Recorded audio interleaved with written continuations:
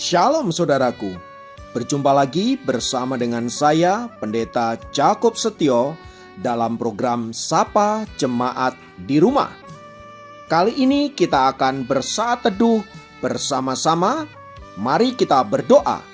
Tuhan, kami rindu kuasa firman-Mu melawat setiap kami, dan biarlah hidup kami senantiasa dituntun oleh kebenaran firman-Mu, sehingga kami tetap ada di dalam on the track-nya Tuhan dan mengalami berkat-berkat maksimal yang Tuhan telah siapkan bagi hidup kami. Berfirmanlah Tuhan, kami siap diberkati oleh Engkau. Dalam nama Yesus, haleluya, amin. Firman Tuhan kali ini saya ambil dari Matius pasal 8 ayat 19-20. Saya ulangi, Matius 8 ayat 19-20 berkata, Yesus berkata kepadanya, serigala mempunyai liang dan burung mempunyai sarang, tetapi anak manusia tidak mempunyai tempat untuk meletakkan kepalanya. Haleluya. Saudara-saudara, jika ditanyakan kepada orang-orang percaya, motivasi apa yang membuat mereka mengiring Yesus, maka kita akan mendapati berbagai-bagai jawaban keluar dari mulut mereka.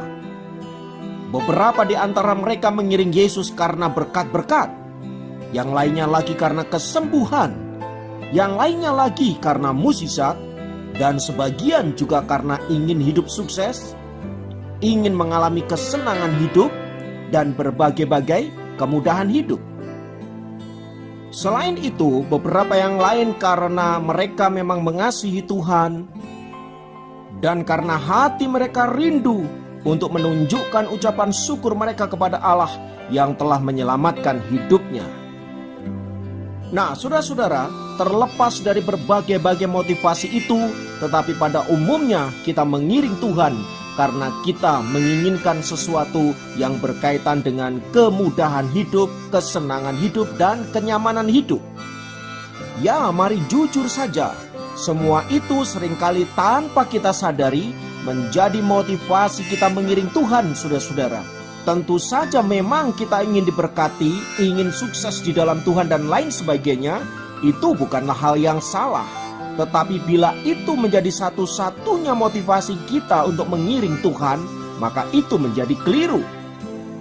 Sebab bila demikian, lalu apa bedanya dengan mereka yang datang ke dukun-dukun, orang-orang pintar, tempat-tempat keramat dan lain sebagainya? Bukankah mereka datang ke tempat-tempat itu karena mereka ingin sukses, ingin sembuh, ingin kaya, bebas bangkrut dan lain sebagainya? Maka apabila motivasi kita sama dengan mereka, sesungguhnya kita tidak sedang datang untuk menyembah dan menyenangkan Tuhan, mengasihi Tuhan, melainkan kita menyembah dan menyenangkan diri kita sendiri.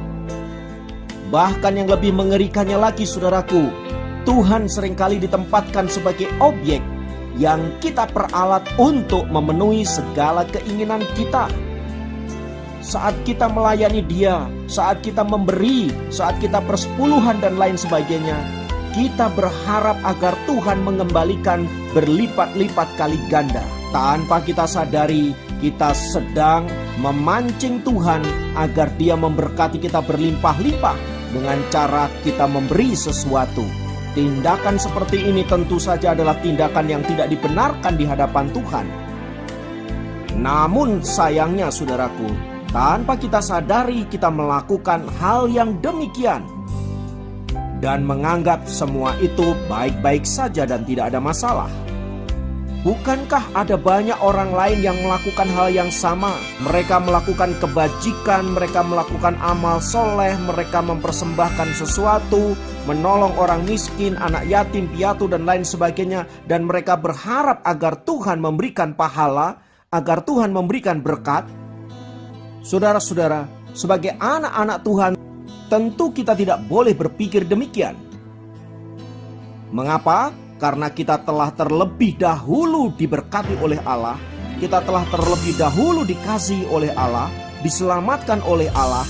Maka ketika kita melakukan segala sesuatu menyangkut kehendak-Nya, semisal kita melakukan berbagai kebajikan-kebajikan hidup, itu kita lakukan bukan supaya kita menerima berkat-berkat yang berlimpah-limpah, melainkan karena kita mengucap syukur dan karena kita mau mengasihi Allah, yang kita tunjukkan dengan cara menjadi berkat bagi orang-orang di sekitar kita. Karena itu saudara-saudara, jika motivasi kita mengiring Tuhan keliru, maka saya sangat yakin akan berdampak kepada pola pikir yang salah tentang Tuhan dan aplikasi hidup yang salah di dalam kehidupan kita. Karena itu, bila kita mau mengiring Tuhan, mengikut Tuhan, mari kita melakukan karena kita mengasihi Dia. Untuk mempertegas hal ini, saudaraku, ada kisah yang luar biasa yang diceritakan oleh Alkitab.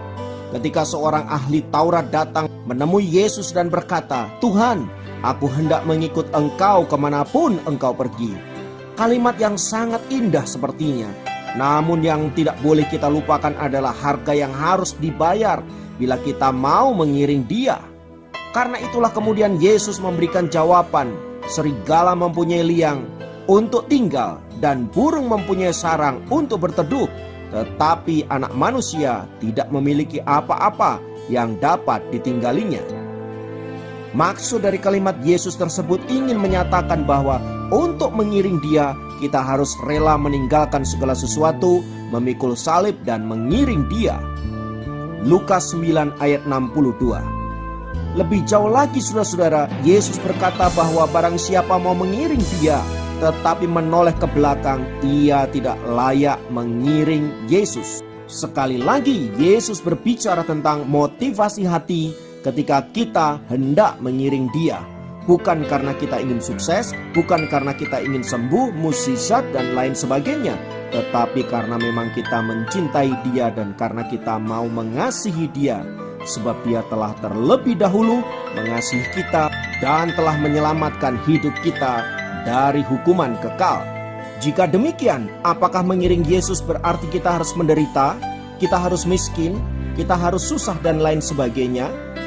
Jawabannya tidak. Tuhan tentu senang saudara dan saya diberkati. Tetapi yang terpenting bukan soal kita diberkati, yang terpenting bukan soal kita sembuh, yang terpenting bukan soal keadaan kita, termasuk di dalamnya ketika kita menderita. Tetapi di sini berbicara tentang motivasi kita. Sekali lagi saudaraku, motivasi kita harus benar saat kita mengiring Tuhan. Maka ketika motivasi kita benar saudaraku, entahlah kita dalam keadaan menderita, dalam keadaan susah, atau sebaliknya dalam keadaan diberkati, sukacita, maka kita akan tetap mengasihi Dia dengan kasih yang tulus. Karena itu saudaraku, melalui firman Tuhan hari ini kita diingatkan untuk senantiasa cek and recheck motivasi kita dalam mengiring Tuhan. Haleluya. Biarlah firman Tuhan ini menguatkan dan meneguhkan setiap kita. Mari menjadi anak-anak Tuhan yang selalu mengasihi dan mencintai Allah, karena Dia telah terlebih dahulu mengasihi dan mencintai kita. Haleluya. Mari kita berdoa. Bapa, dalam nama Yesus, biarlah firman-Mu senantiasa menguatkan kami dan menjadi rema, akar di dalam kehidupan kami senantiasa menyenangkan dan memuliakan nama-Mu. Sampai seluruh rencana Allah dikenapi di dalam dan melalui diri kami masing-masing. Apapun situasi kami percaya Allah turut bekerja dalam segala perkara untuk mendatangkan kebaikan bagi orang-orang yang mengasihi Dia. Haleluya. Terpujilah nama-Mu kekal selamanya dalam nama Yesus. Haleluya. Amin. Demikian program Sapa Jemaat kali ini. Sampai jumpa dalam program Sapa Jemaat yang lain. Tuhan Yesus memberkati.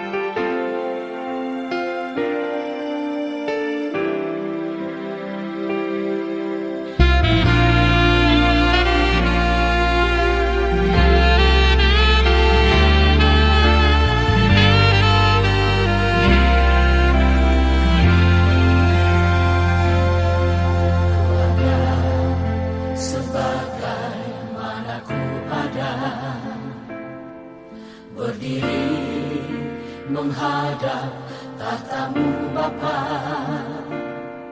semua